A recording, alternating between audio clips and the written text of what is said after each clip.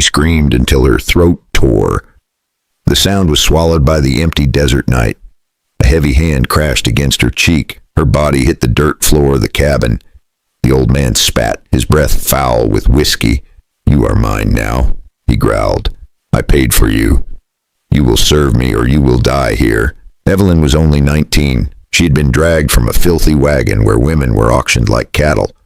Her wrists still burned from the ropes. Her feet were raw and blistered. The man who bought her was no rich baron. He was just an old rancher, cruel and bitter, who lived alone at the edge of Texas. He did not want money.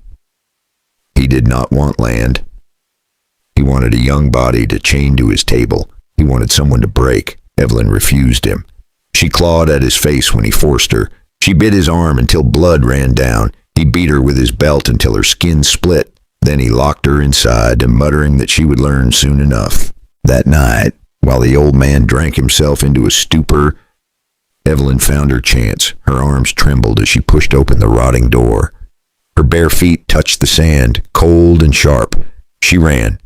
The desert swallowed her. Cactus tore at her legs. Rocks split her knees. Every breath was a stab of fire, but she kept moving. Behind her, the memory of his voice hissed in her ears. "You are mine. You belong to me." Her dress was torn to shreds. Blood soaked the cloth.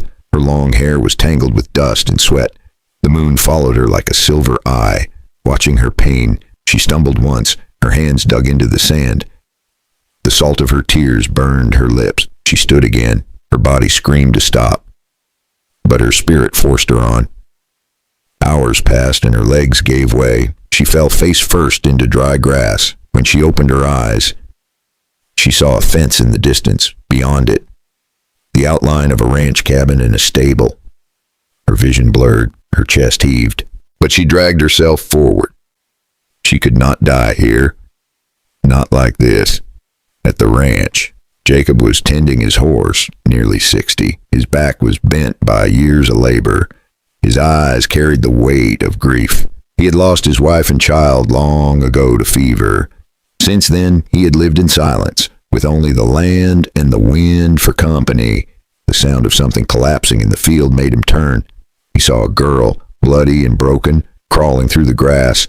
Her lips trembled. Her eyes were wide with terror. Jacob rushed to her side. Her skin was hot with fever.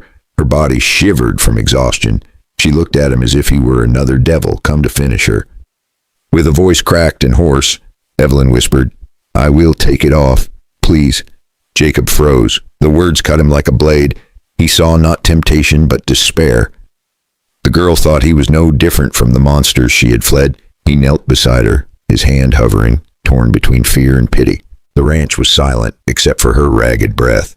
The sky above was endless blue, but here on the ground, death and life were at war. Would Jacob turn away and let her die in the grass, or would this old man, broken by his own past, find the courage to save her? Jacob lifted the girl into his arms. She was light as a bundle of straw. Her head rolled against his shoulder, lips mumbling words he could not catch. He carried her into the cabin, laid her on his bed, and covered her with a blanket. The smell of blood filled the small room. Jacob grabbed a basin, poured water, and began washing her wounds. The girl flinched at every touch. Her eyes darted, as if expecting another strike. "Easy now," Jacob whispered. "You are safe here." Evelyn looked at him with wide eyes. Safe. Safe. It was a word she had not heard in a long time. Her skin was fevered. Her arms were striped with bruises. There was a deep gash on her hip where the belt had torn her open. Jacob wrapped it tight with a strip of cloth torn from his old shirt.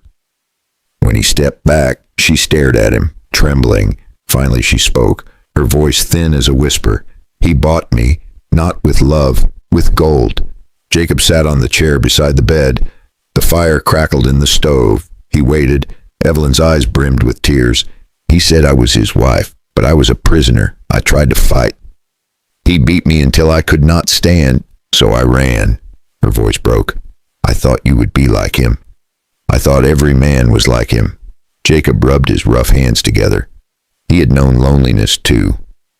Years ago, fever took his wife and little boy. Since then, the cabin had been nothing but silence. He leaned closer. I am no saint, girl, but I will not hurt you. If I could pay gold to make him let you go, I would. Evelyn shook her head, her lips curled in bitter sorrow. He does not want money.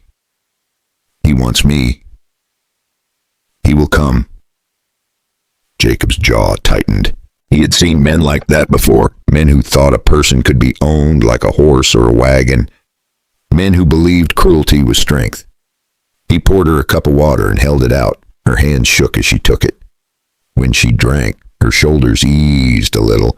For the first time since he found her, her eyes held a spark of trust. Jacob sat back in his chair. The desert wind moaned against the walls. He knew what was coming. The man would not give up. And when he came, there would be no law in town to stop him. The question was not if he would come. The question was how far he would go to take her back. The days passed slow. Evelyn grew stronger, though the fear in her eyes never left. Jacob went about his chores, fixing fences, feeding the horses, and always glancing toward the cabin as if guarding it with his eyes. One afternoon the dog barked. Hooves pounded up the dirt road. Jacob stepped onto the porch, hand resting near the pistol on his hip.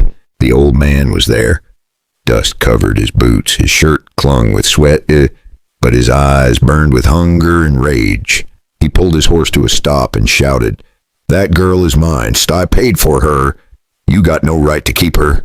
Jacob stood firm on the porch. "You paid gold, but not for a person. She is not yours. She will never be yours." The old man sneered. "Save your sermons, old rancher. I want her back. She belongs in my house, not yours." Jacob's jaw tightened. "I will sell every head of cattle I own if I must. Take the price of my herd and leave her be." The old man spat on the ground. "I do not want money. I want her. She will serve me or she will die." The door behind Jacob creaked. Evelyn peeked out, face pale, lips trembling. The old man saw her and grinned like a wolf. "Come here, girl. You know you cannot hide forever." Evelyn froze. Her hands gripped the frame of the door, but her feet would not move. Her breath came in short gasps. Jacob stepped down from the porch, slow and steady. "You heard her story. You know what you did to her. If you take one more step, it will be your last." The old man laughed, but his laugh cracked. "You do not scare me." Jacob's hand moved smooth as water. The Colt was out, gleaming in the sun, aimed straight at the man's chest. His voice was calm, steady as stone. "You should be scared now." Silence fell. Only the wind rustled through the dry grass. The old man's smile faltered. For the first time, doubt flickered in his eyes. He pulled the reins and backed his horse away, but not before snarling. "This is not over. She is mine. I will come back." Jacob watched until the dust of his horse disappeared. Then he turned, holstered his gun, and looked at Evelyn. She was shaking, tears streaking her face. He placed a hand on her shoulder. "As long as I breathe, he will never touch you again." The ranch was quiet once more, but both of them knew the storm had only begun. If you're still here listening, it means this story holds you. And if you want to ride with me through the rest of it, hit subscribe so you will not miss what happens when the law gets involved. Because the law of the West was never simple. And in the next part, Jacob will learn that justice is not always written in books or spoken in courts. Sometimes it is written in blood. The old man's threat hung in the air long after his horse disappeared. Evelyn sat by the fire that night, staring at the flames, hands clenched tight. Jacob knew fear would eat her alive if he did not act. So the next morning, he saddled his horse. "We are going to town," he told her. "We will let the law settle this." The ride into town was quiet. Dust swirled behind them, and the sun pressed heavy on their backs. Evelyn's eyes scanned every shadow, as if expecting the old man to leap out with a rope. They reached the sheriff's office. Jacob pushed open the door, the hinges groaning. The sheriff looked up from his desk, chewing on a toothpick. "What brings you here?" Jacob told him everything. The girl, the beating, the man who claimed her as property. The sheriff leaned back, boots on the desk. "Sounds ugly. But do you have papers to prove she was bought or sold?" Jacob frowned. "Papers she is a person, not a mule to be branded." The sheriff sighed. "Jacob, I do not like it any more than you, but if he paid, and if no contract exists, then there is nothing official here, no crime I can put on record." Evelyn's face went white. Her fingers dug into Jacob's sleeve. The sheriff shrugged. "Truth is, the black market runs deep in this town. Judges keep their eyes closed. Preachers keep their mouths shut. If you stir it, you will only bring trouble." The sheriff leaned closer, his voice low. "I have seen men killed for less than this. The ones who run that market will not think twice about putting a bullet in me. That's why I cannot help you." Jacob's voice hardened. "So you mean to say the law has no place for her?" The sheriff lowered his toothpick. "I mean to say, if that old man comes back, the law will not stop him. It will be your fight, Jacob." The walk out of that office felt heavier than the ride in. Evelyn did not speak. Her eyes filled with tears she refused to let fall. Back at the ranch, Jacob stood on the porch, staring at the horizon. He had tried reason. He had tried money. He had tried the law. None of it mattered. In this land, power belonged to the man who dared to take it. The old man would return, and when he did, there would be no sheriff and no judge to stand between them. Jacob's hand tightened on the rail. His heart pounded, not with fear, but with a resolve that burned hotter than the Texas sun. He knew what had to be done, but would an old rancher, bent with age and sorrow, truly have the strength to finish it? The sky turned red as the sun sank low. Dry grass glowed like fire across the open field. Jacob stood on the porch, his hand resting on the rail, waiting. He knew the old man would return, and this time it would end. Evelyn stood inside the cabin, peeking through the window. Her heart pounded with every tick of silence. She wanted to beg Jacob not to fight, but she also knew there was no other way. Hoofbeats echoed in the distance, slow, steady, drawing closer.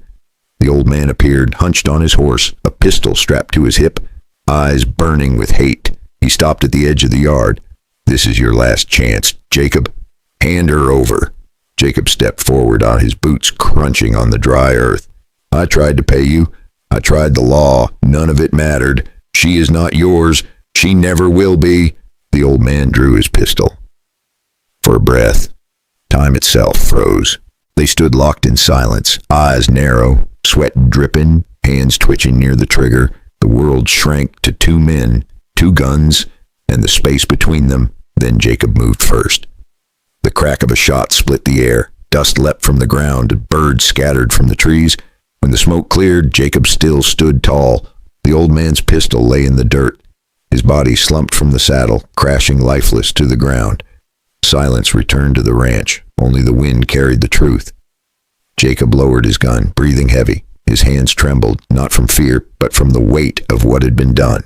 Evelyn rushed from the cabin, tears streaming down her face. She threw her arms around him. Her voice cracked. "You saved me. You saved my life." Jacob held her close. For the first time in many years, his heart felt something more than grief. Not joy exactly, but purpose, a reason to keep living. Weeks passed slowly. Each morning, she found a little more strength, though the scars on her body still ached. Time and care were her medicine. The days that followed were quiet. Evelyn began to smile again. She learned to tend the horses, to cook meals in the old kitchen, to plant seeds in the small garden by the fence. Jacob found himself laughing at her clumsy steps, her stubborn spirit. It was not the laughter of youth, but the laughter of a man who thought life had already ended, only to find it had not. The story of Jacob and Evelyn is more than a tale of guns and survival. It is a story